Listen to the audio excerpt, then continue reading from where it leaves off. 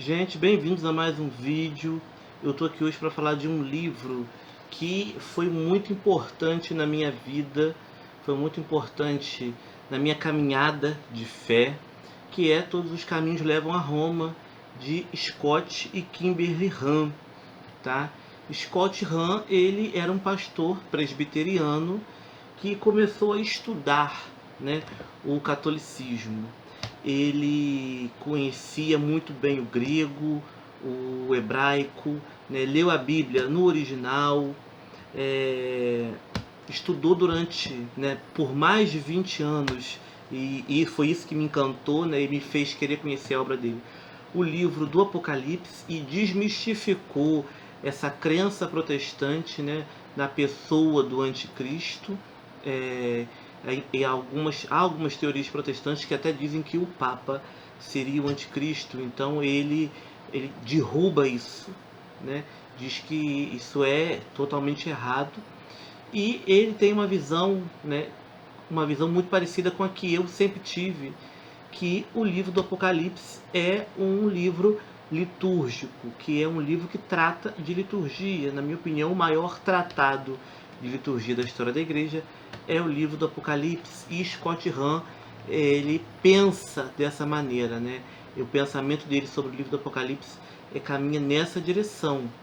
Então ele começa a questionar, né, certas coisas na fé protestante e pesquisar, né, isso dentro do catolicismo. É, ele, ele vai derrubar os pilares do protestantismo, que é o sola scriptura e sola fidei, né? Somente a escritura e somente a fé.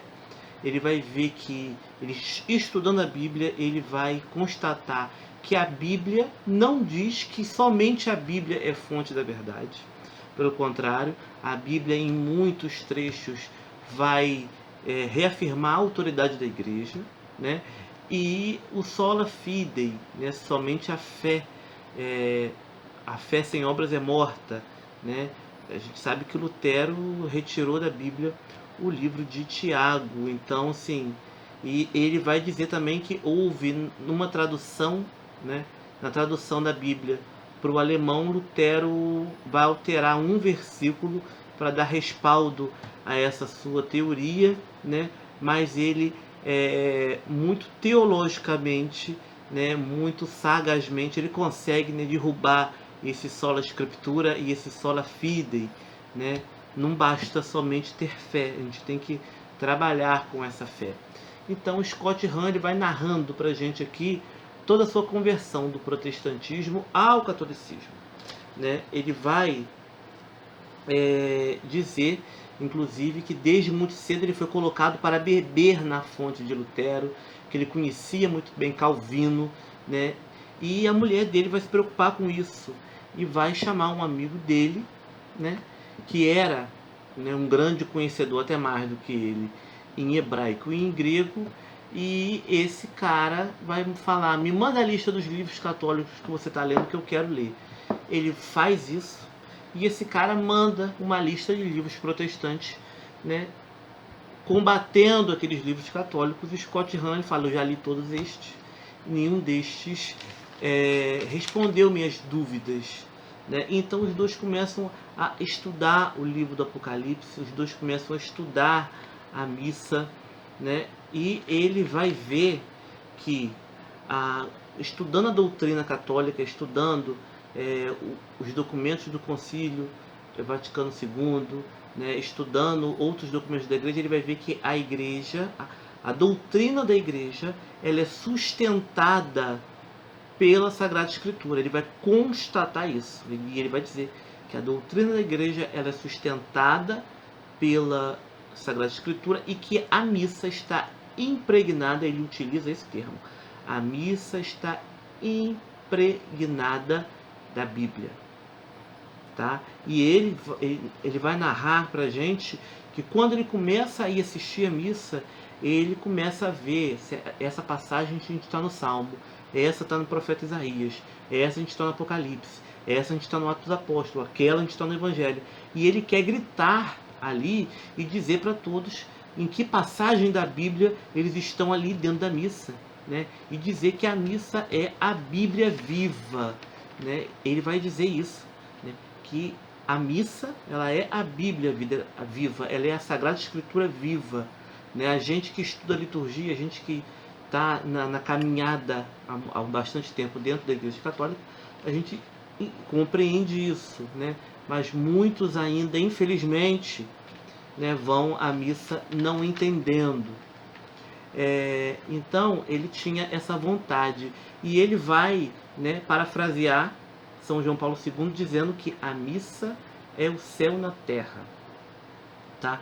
Então ele vai deixar também cair, vai derrubar, né, aquela teoria protestante que o livro do Apocalipse é um livro futurista, vai falar do futuro caótico da humanidade. Não. Tá? Ele vai dizer, o livro do Apocalipse não é isso, o anticristo não é isso que os protestantes falam, é outra coisa. Ele vai, né, nos ensinando o que é o livro do Apocalipse, para que ele foi escrito.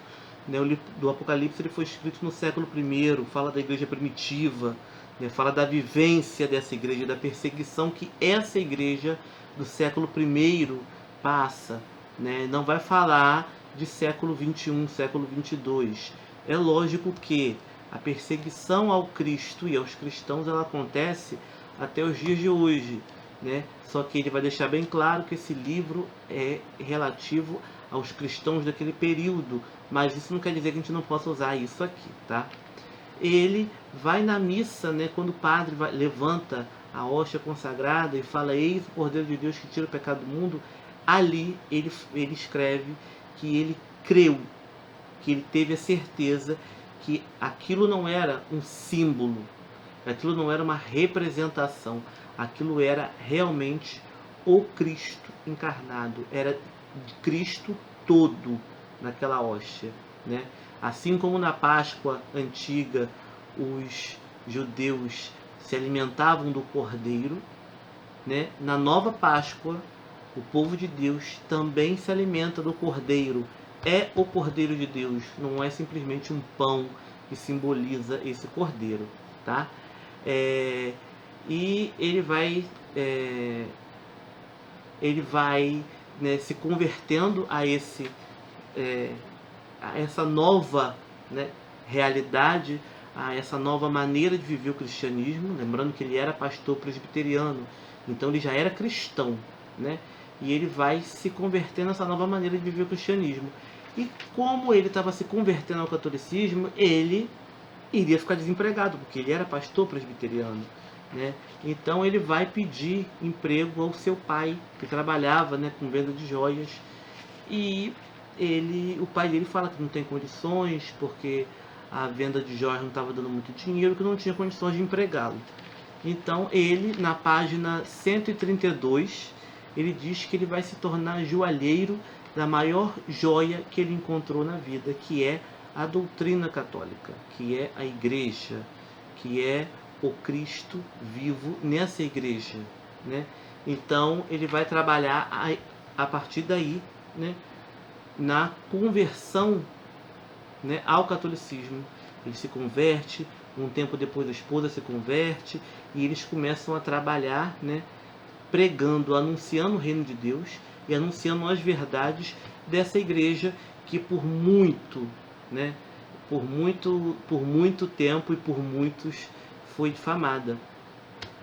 Um arcebispo norte-americano, esse dado está aqui, né, no livro dele. Um arcebispo norte-americano, ele diz que as pessoas não odeiam, muitas pessoas não odeiam a Igreja Católica. Muitas pessoas odeiam o que elas pensam que é a Igreja Católica, né?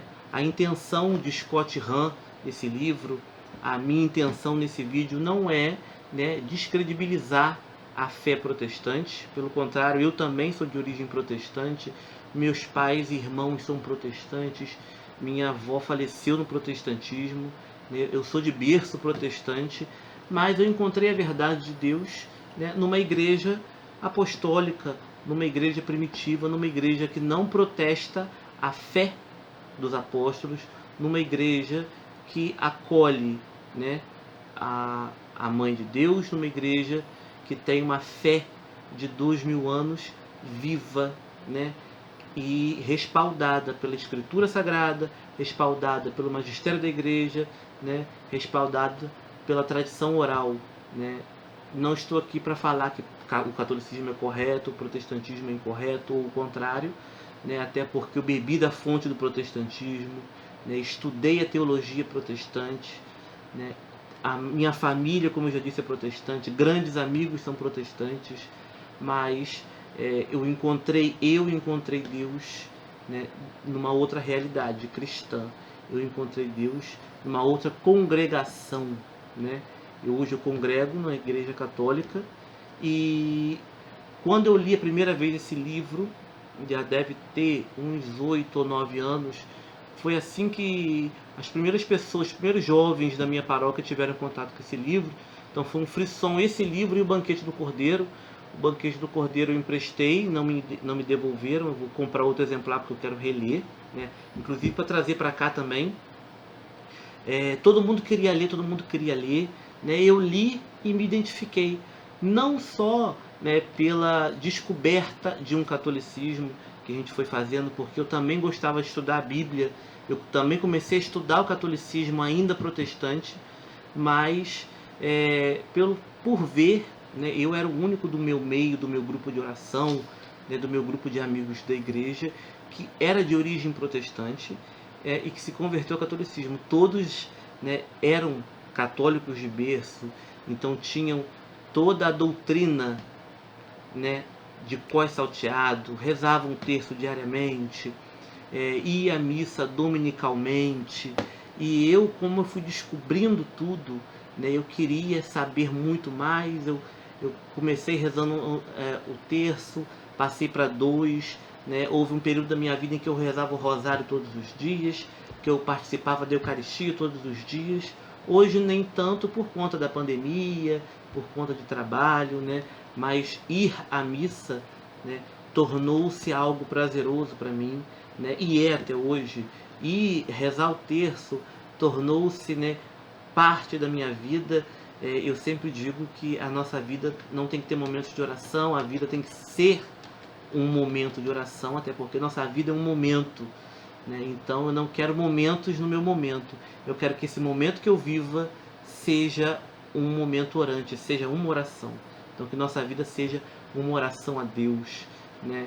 Eu espero que vocês tenham aprendido, né, um pouquinho aqui, né, entendido, né, um pouquinho da conversão de Scott Hahn. Isso aqui é um resumo, né, muito, muito pequeno mesmo do que traz esse livro, do que é a conversão desse homem. Esse livro é maravilhoso, O Banquete do Cordeiro, né?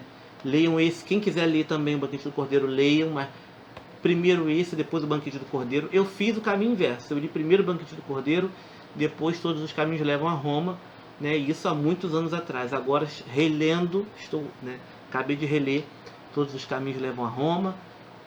Vou comprar O Banquete do Cordeiro para reler também, trazer pra gente.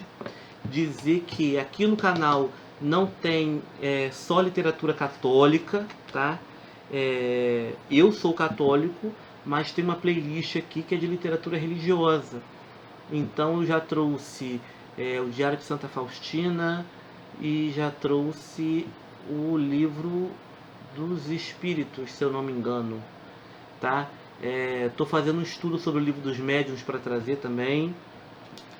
Se alguém tiver indicação de algum livro protestante, pode indicar, pode mandar, né, que eu vou colocar na lista para ler, para trazer, né, porque esse espaço é um espaço onde pessoas se encontram e nem todas são católicas, né?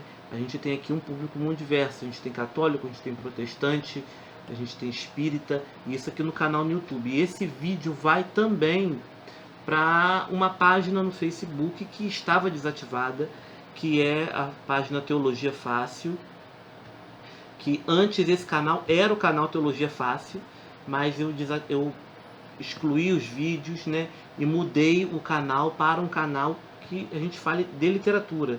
Então esse vídeo vai também para o Teologia Fácil, mas aqui no canal a gente vai ter, né, essa playlist.